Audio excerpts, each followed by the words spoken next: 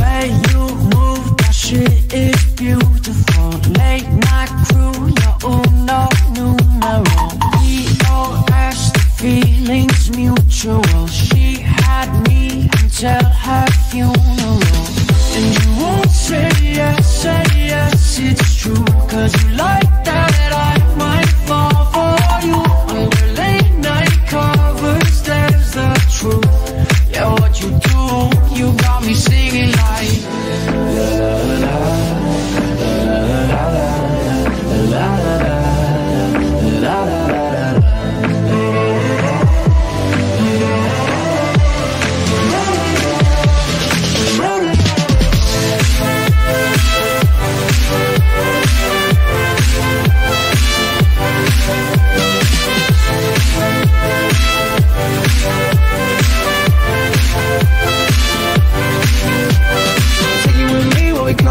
We be singing all day, filling up a cup. I'm addicted to you, couldn't get enough. Had a real long night, now we feeling rough. And they be coming after, driving trucks. And I be running faster in my trucks. And she be looking at me, stunned and then going ha ha ha. Oh, yeah, we singing la la la. And you won't say yes, it's true. Cause you like that I might fall for you. Under late night covers, there's the truth. Yeah, what you do, you got me singing like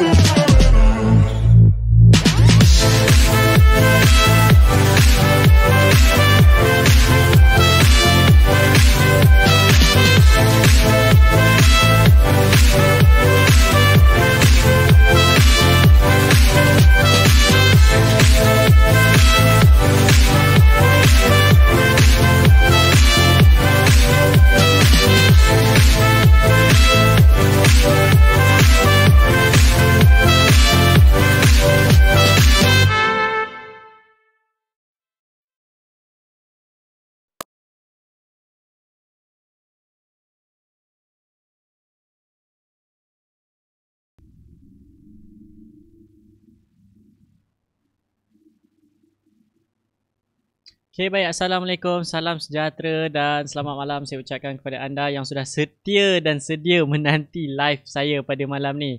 Okay, sebelum kita teruskan live kita pada malam ni, izinkan saya untuk orang kata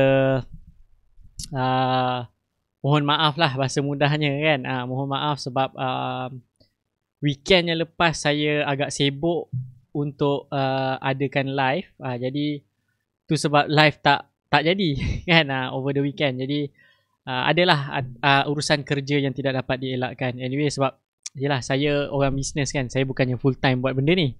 Okay, jadi yes, saya kena ada orang kata apa, ada urusan bisnes lah yang saya perlu selesaikan. Okay, dan waalaikumsalam kepada semua yang telah memberikan salam. Saya perhati daripada tadi. Okay, saya perhati je daripada tadi yang memberikan salam apa semua. So waalaikumsalam warahmatullahi wabarakatuh. Baik. Baik. Tuan Najib dia cakap salam healthcare. Yes, healthcare memang naik mencanak-canak, tapi healthcare sudah sampai ke puncak. Kan? Nampak tak? Orang lain semua cakap, oh healthcare. Tak, saya cakap. Nampak gayanya healthcare sudah ke puncak lah. Okay? Secara teknikalnya memang dah kat puncak. So anytime akan jatuh. Jadi jika anda ada memegang saham-saham healthcare, tolong hati-hati. Okay? Digalakkan eloknya ambil profit. Kalau tak nak ambil profit, jaga anda punya trailing stop. Maksudnya biar kalau saham tu naik, anda layan. Kalau dia jatuh, anda kena jaga rapat anda punya trailing stop. Hampir setiap malam dah ni saya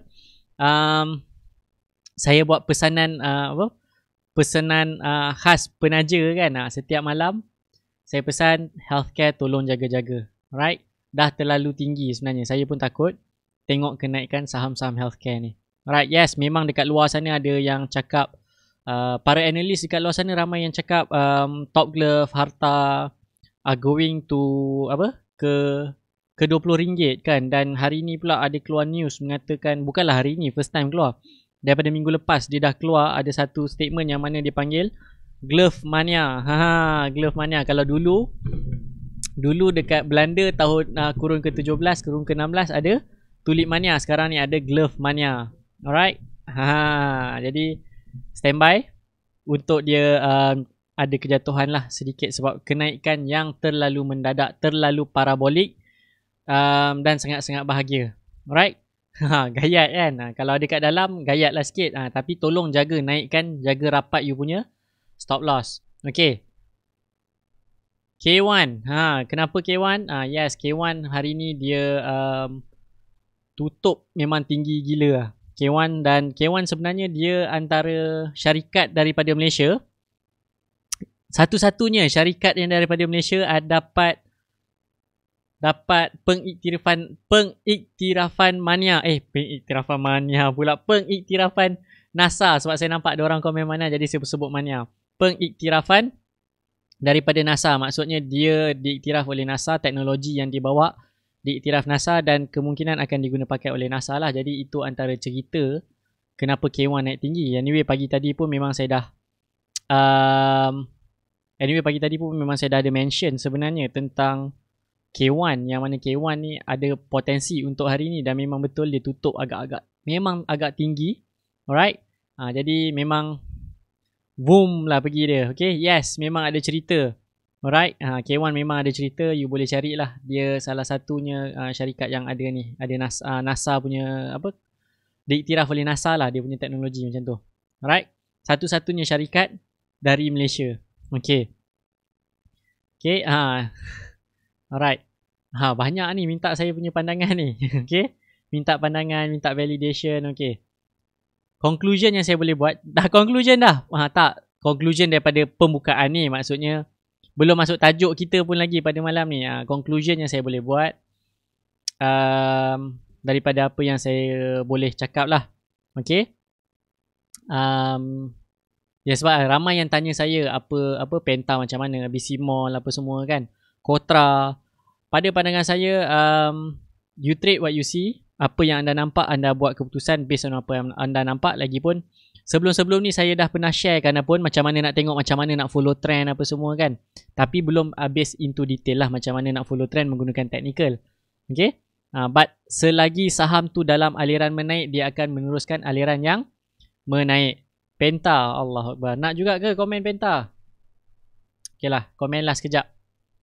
Okay, komen lah sekejap. Takut no lah korang ni. Okay, kejap Okay, kita buka sekejap Penta.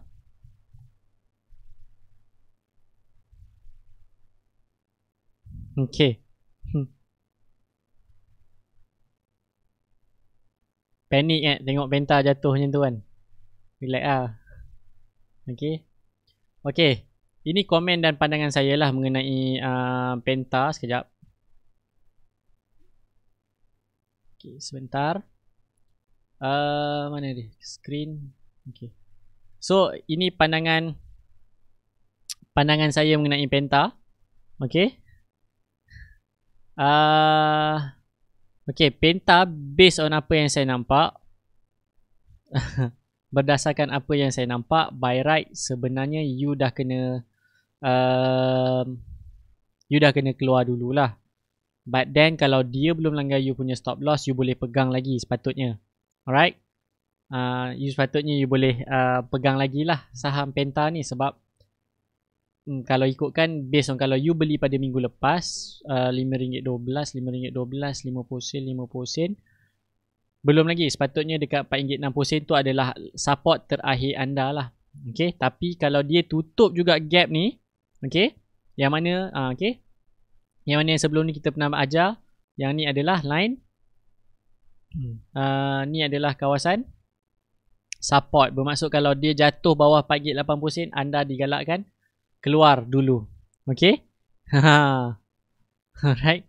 Jadi lah RM4.80 last. pada saya lah, pada pandangan saya RM4.80 ni memang last lah. Kalau dia langgar RM4.80, saya galakkan anda jual lah. Itu saya punya pandangan teknikal yang saya nampak lah. Dan cerita kenapa dia jatuh, macam Datasonic hari ni, kenapa dia jatuh, saya pun tak tahu apa cerita kenapa Datasonic jatuh. Kalau tu sebab saya cakap, kita ni hanya boleh predict sahaja. Kita belum tentu lagi apa yang kita buat keputusan tu 100% betul. Tak, dia hanya 70% chances dia akan jadi. By right sebenarnya Datasonic you dah kena jual. But anyway, Datasonic dia naik dah terlampau tinggi jugalah. Kalau you ambil measurement kenaikan daripada sini dan dia terus naik daripada RM1 sampai 50 sen, dia dah 50%. Jadi bagilah Chan dia turun rehat dulu. Okay. Dan kalau saya menggunakan Fibonacci, okay, kalau saya tarik Fibonacci, supposedly harga terakhir dia boleh jatuh. Okay. Dia dah memang dekat kawasan ataupun area terakhir dia nak jatuh lah, RM1.30. Okay. Dia dah memang dekat area terakhir dah, RM1.30 untuk dia jatuh. So kalau dia jatuh lagi daripada RM1.30, most likely dia akan tukar aliran. Alright. Jadi itulah yang ceritanya tentang Datasonic. Tapi itu daripada sudut pandangan teknikal lah. Daripada sudut pandangan fundamental tu cakap, bila you nak terlibat dengan satu-satu saham, at least you kena tahu dia ada hubung kait dengan siapa. Okay. You kena tahulah dia hubung kait macam mana. Lagipun dia bakal dapat kontrak government kan. Patut ada ura-ura yang government pun nak tukar, macam Tuan Halim cakap kan. Jadi kita tak tahu ada macam mana dia punya proses apa semua. Sebab ni masalahnya lah. Even over the weekend pun, waktu saya sambil buat kerja tu, kami ada berbincang juga. Downside bila kita buat business, terlalu mengharapkan orang kata projek-projek government. Tu sebab kalau boleh, elakkan syarikat-syarikat yang terlampau bergantung dengan projek-projek daripada government. Okay. Sebab benda-benda macam ni lah. Sebab kita tak boleh nak jangka, kita tak boleh nak kawal government tu nak tukar ke, nak apa ke kan. Kita tak boleh nak kawal, tu luar bidang kuasa kita. Apa yang kita boleh buat adalah kita hanya jaga kita punya trailing stop atau kita punya stop loss. Itu yang satu. Yang kedua, apa yang kita boleh buat, kita hanya boleh study dan kenal pasti apakah hubung kait mereka yang ada dekat luar sana. Tu sebab fundamental sangat-sangat saya tekankan. Network yang ada ataupun business dia supply kepada siapa. Adakah B2B, B2C atau B2G. Okay. You kena kenal pasti benda-benda macam tu. Okay. Bukan you beli nampak breakout je you beli. Tak. Tu sebab saya sangat-sangat tekankan fundamental. Right? Okay. Okay. Soalan Tuan Ilham dia tanya, lagi bagus kejar harga atau kejar ROI? Sebenarnya kejar ROI. Okay. Kejar ROI. Okay. Jadi tu sebab saya secara peribadi memang saya tak suka construction. Memang betul apa Tuan Farhan cakap. Saya memang secara peribadi tak suka construction. Construction naik lantak construction naik. Okay. Antaranya apa yang naik hari ni, HLT kan. HLT saya tak kejar. Walaupun saya nampak daripada awal pagi. Saya nampak tapi saya tak kejar pun HLT. Okay. Orang lain semua untung apa 20-30% kan. Untuk hari ni sebabkan HLT, sebabkan Advanta, sebabkan apa lagi saham yang limit up. Ada dua kan hari ni yang limit up, LKL. Saya steady dengan pulangan hari ni baru 10%. Okay. Ya, memang sangat-sangat tenang. Saya pun baru masuk saham tu minggu lepas. Hari ni dah 10%. Relax lah kan. Orang lain naik tinggi naik lah. Saya tak macam tu. Sebab saya tahu apa yang saya nak. Saya tahu apa ROI yang saya nak capai setiap bulan. Jadi itu lebih penting daripada you terkejar-kejar nak ikut trend semasa kononnya kan. Ikut. Kalau you tak beli healthcare ni tak sah. Contoh macam tu. Minggu tu orang cakap kita mandi minyak, you pun sibuk nak mandi minyak. Lepas tu sekarang apa jadi dekat saham-saham minyak? Innalillahi wa innalillahi raji'un kan. Jadi yes, fokus kepada apa yang you nak. Dan kebanyakannya daripada newbie ni, orang-orang yang baru terlibat dengan saham, you all ni kebiasaannya macam tu lah. Sibuk terlalu terkejar sana terkejar sini. You tak fokus pada you punya matlamat. Apa yang you nak. Okay. You kena fokus pada apa yang you nak. You jangan terkejar-kejar, terikut-ikut orang lain. Itu yang penting. Itu kata yang orang kata you kena fokus. Okay. Dan itulah yang menyebabkan saya share tajuk saya pada malam ni. Tajuk saya sebenarnya ada kesinambungan daripada tajuk yang terakhir live saya. Saya rasa minggu lepas hari Jumaat ke hari Khamis kan. Live terakhir. Saya rasa hari Jumaat last live saya. Dia ada kesinambungan. Yang hari Jumaat tu kita lebih kepada money management. Macam mana kalau ada dana you nak pecah-pecahkan. Macam mana kalau sekarang ni pula strategi. Macam mana you nak pecahkan. You nak pecahkan ni you nak beli 3-3 saham. Kan saya 30-30-60 contoh kan. 30-30-60 ke ataupun 60-40 ke kan. You nak pecahkan. Pecahan tu you nak kepada saham yang macam mana. Adakah industri yang berbeza-beza. Okay. Industri yang berbeza-beza. Industri yang sama. Jadi dia ada topik lah. Jadi dia bersambung-sambung sebenarnya topik dia ni. Okay. Untuk menjawab soalan Tuan Farhan, dia tanya apakah maksud B2B, B2C, B2G. Okay. Pertama, B2B. Okay, B2B adalah business to business. Maksudnya dia punya klien dia atau customer dia adalah business lain yang beli produk dia atau business lain yang membeli dia punya service. B2B. B2C bermaksud produk dia dibeli oleh pengguna akhir. Okey. Contoh pengguna akhir ni macam kita. Kita business yang macam mana yang provide B2C. Contoh Nestle.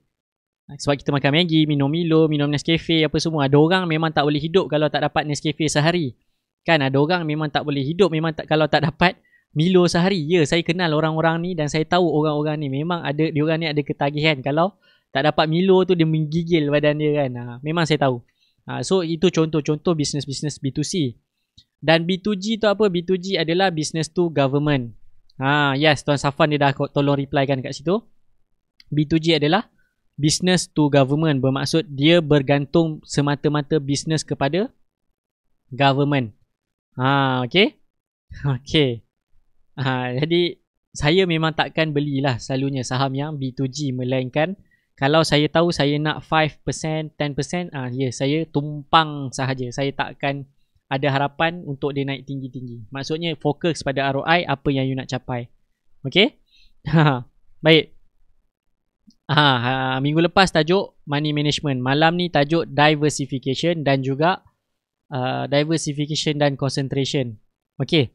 Saya akan tekankan dulu tentang diversification. Macam mana you dah pecahkan dah duit you kan? 30-30-60. 30-30-40. 40 dengan 60. Kalau you pecah 2. Kalau you pecah 3, 30-30-40. Sekarang ni persoalan dia, you nak letak saham mana? Adakah you nak letak saham minyak satu? Adakah you nak letak saham minyak satu dekat saham construction satu, saham healthcare satu? Sebab sekarang healthcare tengah trending kan. Construction sebab projek-projek ECRL. Adakah anda nak pilih saham-saham yang macam ni? Jawapan saya sebenarnya benda paling mudah lah diversification.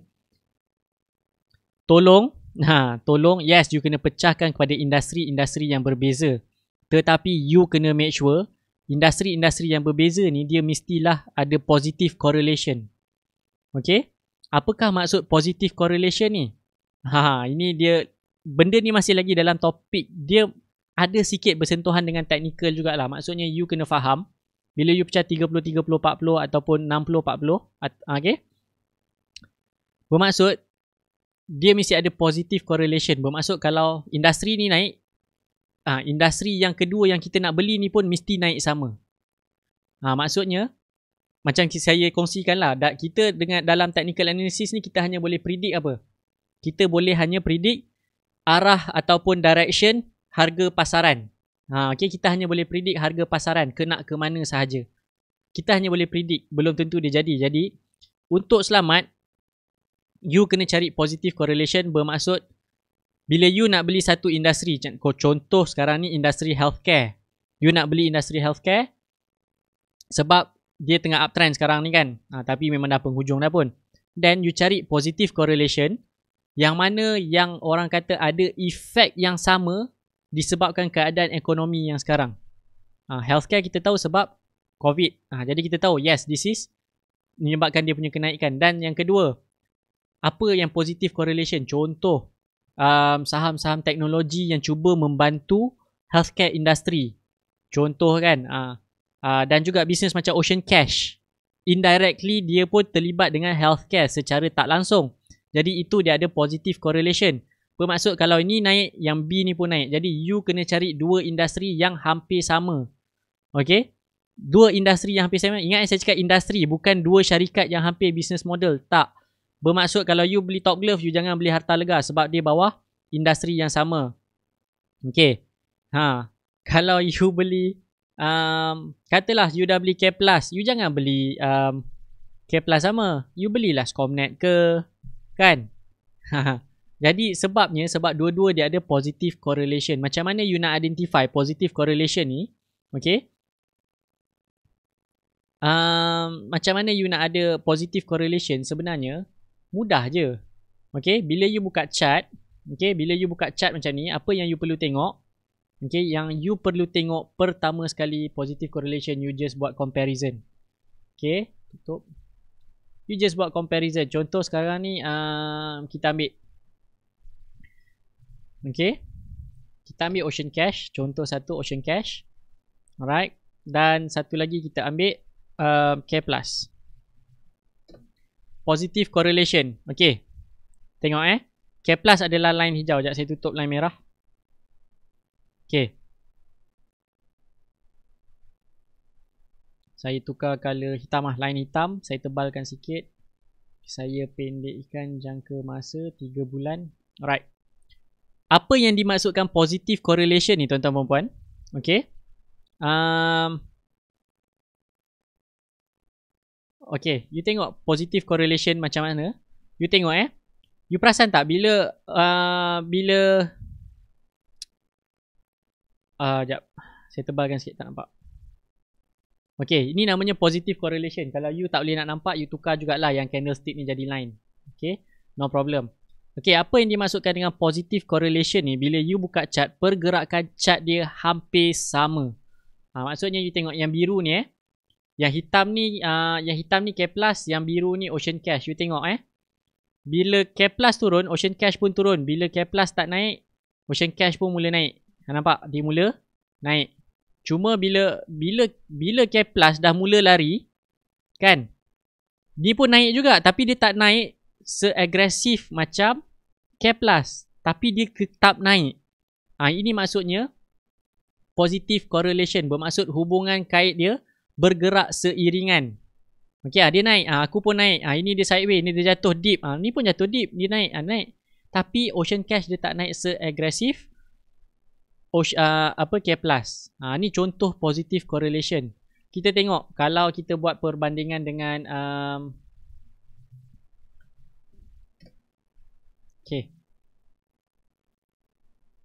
Okay, kita buang K+, kita tengok. Kita tengok yang ni pula. Ini dua industri yang totally berbeza. Ocean Cash, business dia buat fabric. Scomnet, line hitam. Scomnet buat apa?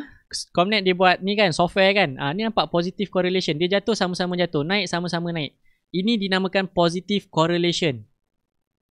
Bermaksud bila you nak diversify, you nak pecah 30-30-40 ataupun 60-40, you kena make sure semua saham yang, 3 saham yang nak beli tu mesti ada positive correlation yang macam ni.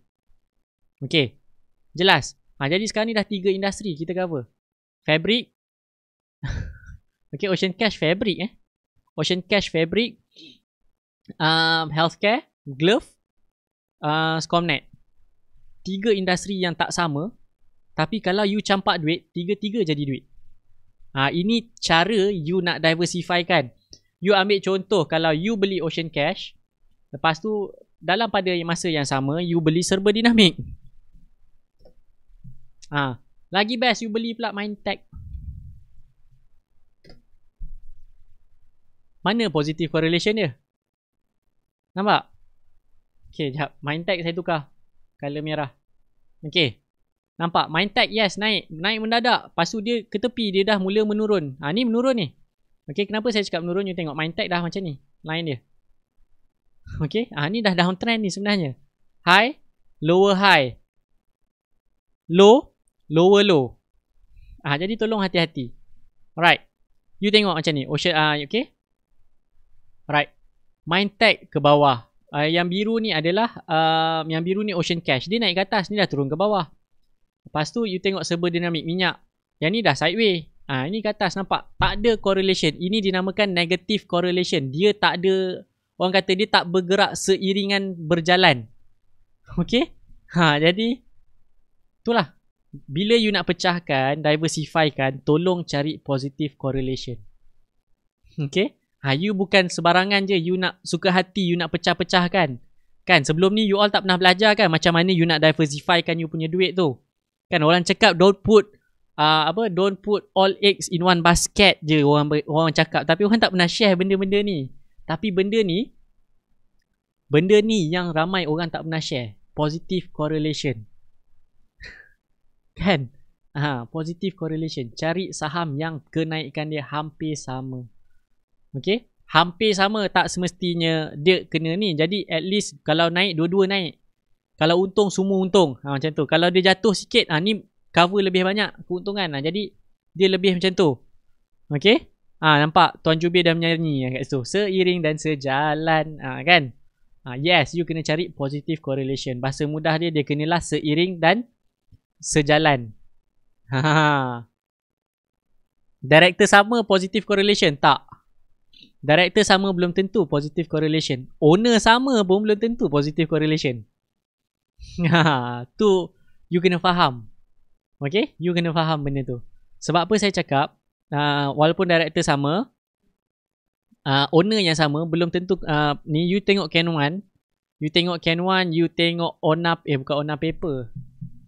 Dia ada 3 company yang owner yang sama. 3-3 tak sama. Dia punya movement harga dia. Okay, Can1 lah. Dia owner dia Can1. Tapi dan 2 lagi syarikat dia tak naik sama pun. Alah, you ambil Asia dengan Asia X pun sudah lah. Kan, you ambil AX. Kan.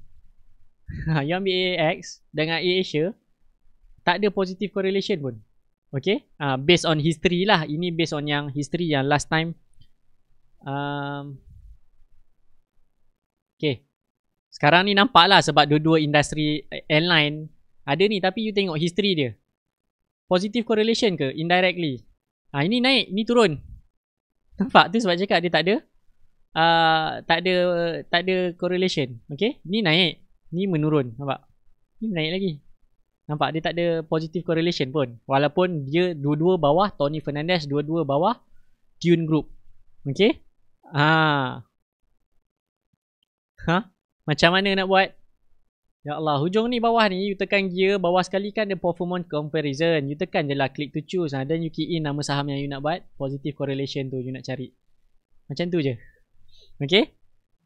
Jadi itu cara you nak buat. Cari saham bila you nak diversifykan. Okay?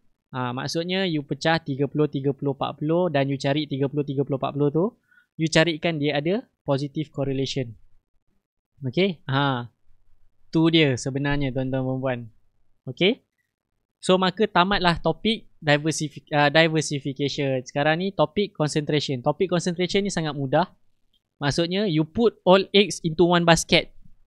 Okay? Sebab you nak maximizekan you punya return lah. Selalunya benda ni sangat-sangat digalakkan kepada anda yang mempunyai modal antara RM10,000 ke bawah ataupun RM20,000 ke bawah. Okay? Untuk dapatkan orang kata ni. Okay? Sekejap. Alamak, saya punya ni pula saya punya apa ni, kamera kat situ. Okay? Macam ni. Okay? Ni dia, diversification. Okay? Maksudnya ni buatlah 30-30. 60 jap saya tuliskan. Okay. Allah, lari pula. Okay. Dia lari. Sekejap kita betulkan balik. Right. Okay. So bila you buat diversification, contoh yang follow as per previous video ni, you buatlah 30. Alamak, ini pemadam. Okay. You buatlah 30, 40 atau You buatlah 60, 40. Ni maksud yang follow video yang sebelum ni. Okay.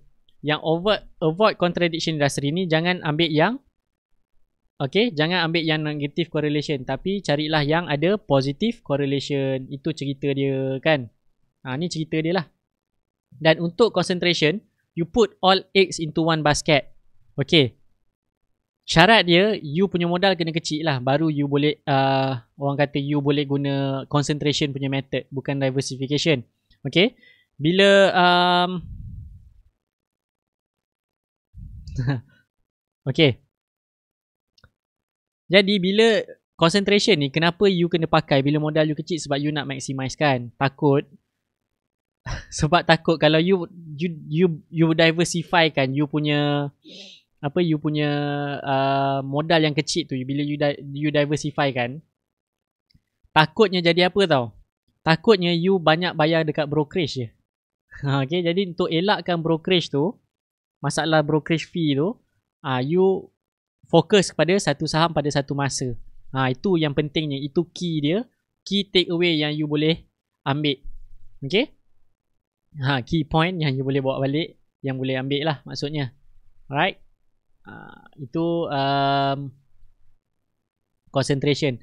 Dan concentration ni basically untuk modal rendah je. Dan diversification ni kenapa you kena buat bila modal you besar? Sebab untuk elakkan, orang kata untuk elakkan you punya, sebab bila dia jatuh tu, dia punya, orang kata terbakar dia tu lebih sikit tau. Bila you, orang kata apa, kalau modal you besar, bila jatuh tu, sebab saya percaya ramai yang bila modal dia dah besar, dia ada masalah, dia tengok nilai ringgit tu lagi. Sebenarnya tetap sama, walaupun modal anda dah besar, anda kena tengok juga. Point dia adalah tengok berapa persen. Tapi sebabkan sakitnya tu di sini, you terbakar dia lebih. Jadi bila terbakar tu lebih, sebab ialah sekali jatuh RM10,000, 10% RM10,000 kan contoh. Bila modal you besar. Jadi you sakit, you akan rasa sakit dia tu sampai dalam lah, bahasa mudahnya kan, senang kata. Jadi bila sakit tu, you cuba pecahkan 3-3-4 maksud. 3-3-4, 30-30-40 atau 60-40. You pecahkan macam tu. Jadi kalau ni naik dan kebetulan you ambil yang positive correlation, 3-3 naik. Kan senyum lebar. Kan kalau 3-3 naik. Kalau dia jatuh pun mungkin dia jatuh sikit. Macam tu. Alright. Ada yang ya. Tuan Hafiz cakap dia tak masuk, dia masih setia dengan Dufu. Dufu still there, tak ada apa-apa masalah. Okay. Dufu, siapa yang memegang Dufu, tak ada masalah lah Dufu. Okay. Dufu still there, nothing to worry about. Okay. Alright. Don't worry lah. Okay, everything's gonna be fine as long as you pegang benda yang basic saja. Okay. Benda ni pun sebenarnya jatuh kategori basic tau sebenarnya tuan-tuan dan puan. Yang apa saya kongsikan pada malam ni, dia jatuh kategori basic. Okay. Yang mana bila you nak beli saham, sebenarnya kalau saya tak ajar benda ni pun, supposedly anda kena tahu. Bila nak beli saham, syarat yang pertama saya selalu tekankan sebelum dalam live sebelum ni. Yang pertama, mestilah saham itu dalam aliran menaik. Jadi you cari je lah semua saham yang aliran menaik. Confirm lah 3-3 tu positive correlation. Okay. Macam tu.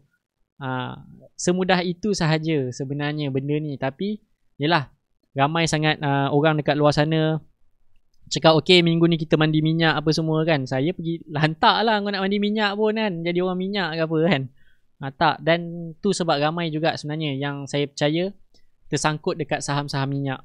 Okay.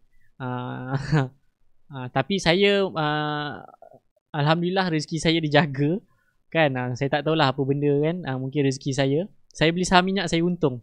Padahal saya beli sama, orang kata sama-sama dengan you all. Tapi saya bawa balik, saya dapat pulangan almost 10%. Okay. Jadi yelah, rezeki masing-masing lah kan. Tapi at the end of the day, apa yang you nak. Okay, soalan Tuan Fitri Hazim. So kalau bawah 10k, just beli satu saham je. Yes, beli satu saham sahaja.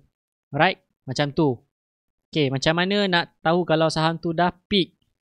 You tak boleh tahu saham tu dah peak ataupun tak. Macam saya, kenapa saya berani cakap healthcare ni dah peak kan.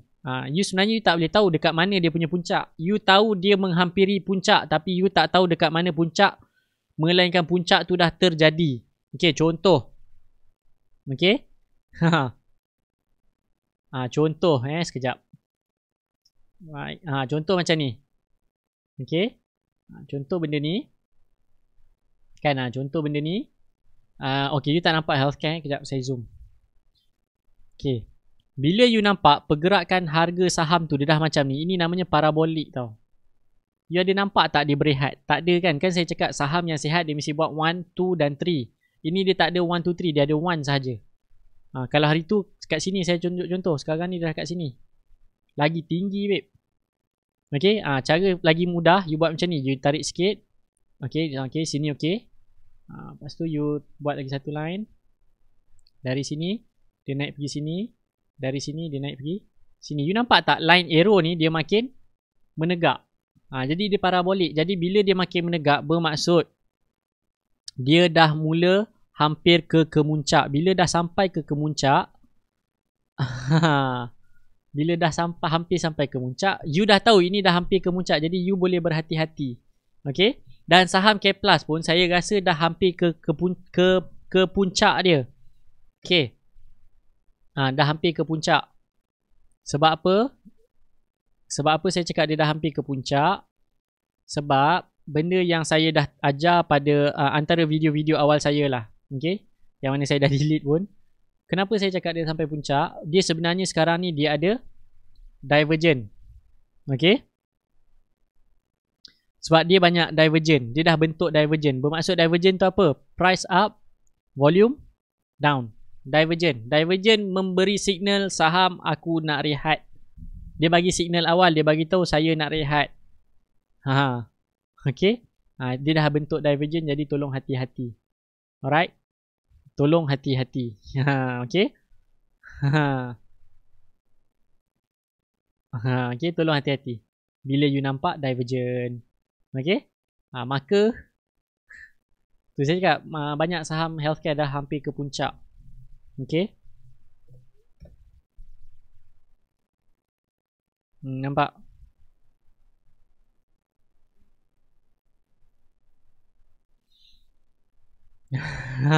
Kan? Oh tak nampak ada ni. Sekejap. Kacau pula. Ni nampak divergent. Apa lagi? Saham apa lagi yang you all suka sangat? Apa lagi yang you all untung kau-kaunya? Kosan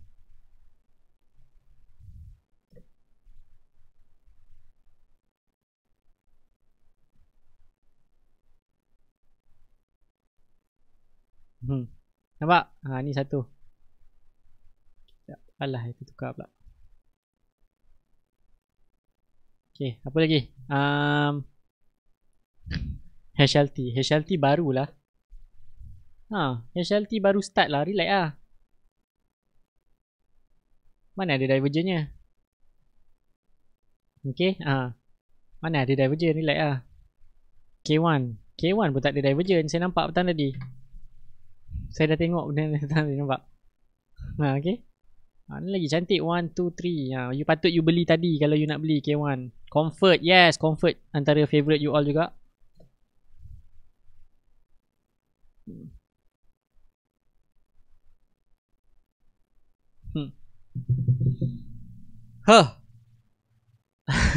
Kan? Nampak? Jadi harapnya anda belajar sesuatu pada malam ni. Okay? Supermax okey lagi. Saya pun tak tahu. Tapi overall memang healthcare dah sampai ke penghujung lah. Okay? Apa benda ni? Okay, memang healthcare dah sampai ke penghujung. Okay, you tengok dekat sini. Okay, sini dia naik. Okay, cun. Sini naik. Sini Supermax macam seakan-akan okay. Right? Gadang.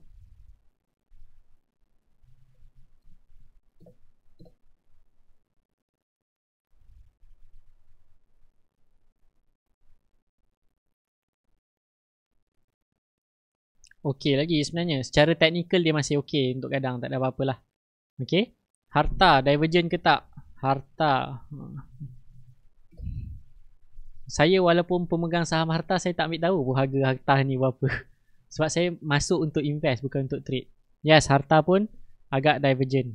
Okay, daripada sini harga naik, sini walaupun sini ada puncak, tapi overall dia ke bawah. Alright. Okay. Data Sonic. Okay. Data Sonic lagi lah dia punya divergent lagi jelas dan nyata, terang lagi bersuluh. Okay. Price down. Kan? Price down. Sinilah down kan? Volume. Tada! Okay. Patutnya memang you dah jual lah pun tadi. Okay. Sepatutnya memang you dah jual. SCGM.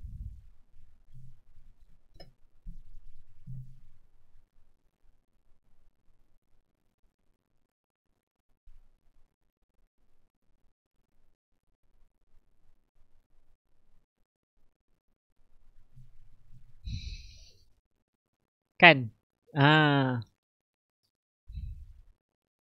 Okay. Alam, ya Allah. Nak juga cari pelampung minyak.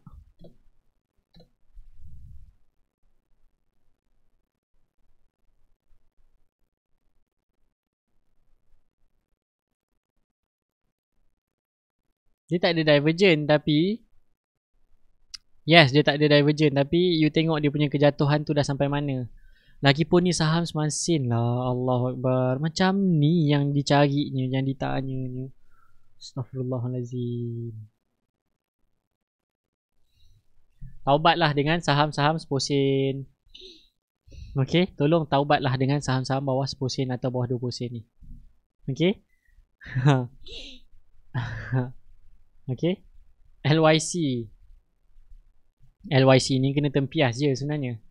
Model bisnes dia tak ada kaitan dengan COVID pun, walaupun dia healthcare. Okay, dia kena tempias je ni. Okay. LYC ni, ini yang saya nampak sebenarnya manusia dah tak berapa rational. Sebab LYC secara direct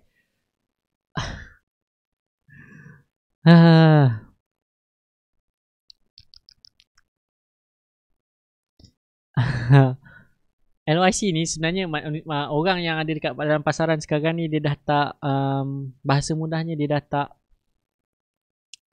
dah orang kata orang dah tak berapa waras lah dalam pasaran. Sebab kalau you faham business model LYC ni sebenarnya dia tak ada kaitan pun dengan masalah COVID kan. Tapi sebabkan dia dalam healthcare industry, kita rembat sebab dia healthcare, orang pun rembat lah sama-sama kan. Jadi you nak tumpang boleh tumpang, tak ada masalah. Okay, tapi secara overall LYC dia punya business model dia tak ada kaitan lah. Right. LKL kan semua dah belajar. Apa ada hal? You tengok ya Allah Akbar. You ada mata. You okay, you tengok sini. Kan sini ke sini. Okay, sini ke sini. Okay, dari sini dia pergi sini. Kan? Nampak? Okay, dari sini dia pergi sini. Sini dia pergi sini. Kan senang 1 2 3 1 2 3 1 2 3. Okay. Okay. Kan senang macam ni. 1 2 3 1 2 3 1 2 3. Okay.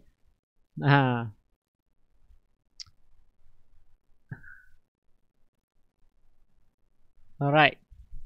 Bagus soalan Tuan Badiu Zaman. Dia tanya, macam mana kalau bisnes dia tak, syarikat tu bisnes dia tak spesifik, dia tak fokus. Contoh KUB dan PPB. Bagus ke tak untuk long term? Jawapan saya sebenarnya tak bagus. Mungkin satu bisnes bagi profit, bisnes yang lagi satu tak bagi profit. Jadi dia akan ada masalah dekat situ. Itu yang sebabnya kalau you perasan, SIME, okay, SIME dia pecahkan. Dulu semua bawah SIME. Semua dulu bawah satu, bawah SIME. SIME Plantation, lepas tu SIME Property kan. Dulu semua bawah satu, bawah SIME. Tapi sebabkan bila plantation rugi apa semua, dia drag semua performance secara overall. Jadi diorang pecahkan SIME Plantation, SIME Property dan SIME Dabi. Diorang pecahkan. Kalau tidak dulu semua bawah satu bumbung, jadi dia akan main tarik, tolak, tarik macam tu tau. Jadi jadi dia jadi pada pandangan saya, bila bisnes dia terlalu diversify pun tak bagus. Maksudnya dia pun tak fokus apa yang dia buat. Dan bila saya cakap bisnes yang, bila dia tak fokus bisnes yang dia buat tu, jadi contoh saham-saham yang waktu masalah COVID ni, dia jump kepada healthcare punya industri kan. Dia tolong, kononnya nak bantu healthcare industri pun. You kena tengok adakah mereka ni masuk ke dalam healthcare industri ni untuk long term ataupun just untuk ambil peluang orang kata demand ataupun permintaan terhadap produk tu waktu ketika tu. Adakah dia just join musim tu. Okay, pun you kena take note juga benda-benda ni. Okay, last saya ambil last. Okay, sebelum kita habiskan last JCY. Sekejap Okay,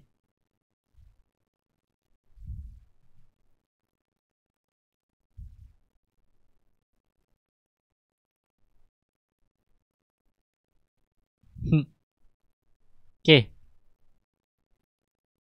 apa yang you nampak? History. Ingat tak? Saham history repeat itself. Technical analysis. Bila you tengok history chart dia, apa yang you nampak? Bila you tengok history repeat itself apa yang you nampak dekat chart dia? Sekali imbas, sekali pandang. Jawapan ni sikat kutu. Bila syarikat sikat kutu ni, ni bukan saya punya kata-kata ini memang kata salah seorang alumni. Dia cakap dulu dia memang sibuk cari saham-saham yang macam ni sebab kononnya murah. Sikat kutu, taik cicak, dia beli sebab kononnya murah.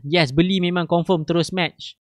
Masalahnya bila nak jual you seorang je nak jual, tak ada orang nak beli, tak ada siapa minat. Jadi tolonglah elakkan saham-saham yang macam ni, sikat kutu ni apa semua kan. Saham-saham murah apa benda lah korang ni kan. Kalau you pergi jumpa Chinese kan, you sebut saham-saham ni, tahu dia punya respon apa? Dia akan cakap, ayah ini punya saham you mau tanya. Tu kalau Cina lah kan. This kind of stocks you are looking at. Ayah, you don't love your money kalau Cina lah kan. Kan kalau saya jadi macam Cina kan, tak suka pula kan. Jadi tak boleh. Jadi tolonglah. Okay, saya dah cakap habis baik, cakap tolonglah. Okay, tolonglah. Okay, tolonglah elakkan saham-saham sikat kutu dan taik cicak ni. Okay, okay, tolong. Alright. Soalan Tuan Abdul Wafi, kalau masuk untuk invest boleh ignore sell signal ke tak? Make sure masa you beli untuk invest tu, you dah study overall tu memang bagus. Maksudnya kalau dia jatuh pun jatuh lah. Macam mana dengan waktu saya beli Harta Lega, mula-mula saya beli Harta Lega, memang dia jatuh. Dan saya buat tak beli sebab I'm in it for a long term. Long way to go. Okay. Yelah, saya struggle menahan kesabaran tengok portfolio Harta Lega tu jatuh hanya 8 bulan. Selepas 8 bulan apa yang berlaku? Pulangan dia macam mana? Kan? Jadi jadi kalau you masuk untuk invest boleh. Maksudnya you boleh ignore sell signal. Kalau you dah memang tahu, you memang suka saham tu, you boleh ignore sell signal. Alright, you memang dah jatuh cinta, no problem. Alright. Okay.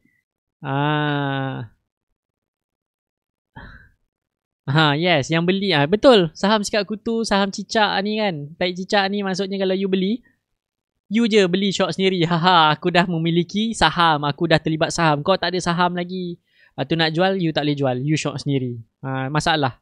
Tu sebab saya cakap elakkan saham-saham cicak, taik cicak dan juga sikat kutu kan. Sebab susah nak jual. Alright. Jadi itu saja sharing saya untuk malam ni. Kita jumpa lagi. Habis dah. Okay. Dan saya buat keputusan untuk tidak membuat program apa ni, technical, tetapi saya akan buat program, saya akan buka lagi satu batch untuk investor masterclass lah. Okay, tapi pendaftaran, detailing dia apa semua saya akan kongsikan kemudian. Just bagi hint siap-siap.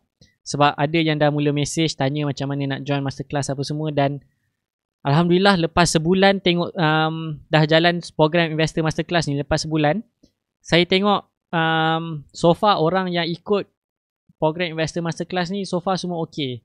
Maksudnya on average yang daripada 40 student 2 orang yang boleh buat return 100% dalam masa sebulan. Dan overall yang buat return memang ada buat return lah. At least 7%, 5% a month dia punya return. Kan maksudnya bila saya tengok ni boleh lah. Saya cakap buka lah lagi satu batch untuk investor masterclass. Nanti detail dia saya akan bagi lebih lah detail dia tu nanti kemudian. Saya tak nak cerita lah malam ni, ramai yang dah message dah pun. Jadi bila saya tengok syllabus pun cover agak okey apa semua kan. Jadi okey lah, nantilah saya akan bagi detail harga dan program untuk lebih detail nanti saya akan bagi tahu. Okey? Jadi you boleh standby lah. Dan tarikh tutup pun maksudnya dalam investor masterclass pun sebenarnya dah cover semua benda. Termasuklah technical apa semua memang dah cover dah pun. Okey? Jadi itu saja sharing saya untuk malam ni. Bunyi macam padat kan, macam banyak gila kan kita belajar malam ni. Tak, sebenarnya benda yang you boleh take home. Dah nak take home apa benda, mostly daripada anda yang tengok live ni semua dah dekat rumah. Okay, mostly yang tengok ni dekat rumah. Jadi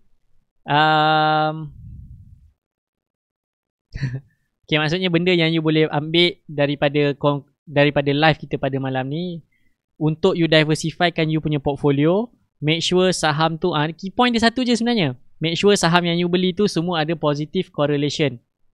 Maksudnya kalau uptrend semua uptrend. Dia macam tu. Alright? Itu je sebenarnya yang you boleh bawa balik malam ni. Jadi itu saja daripada saya malam ni. InsyaAllah kita jumpa lagi malam esok.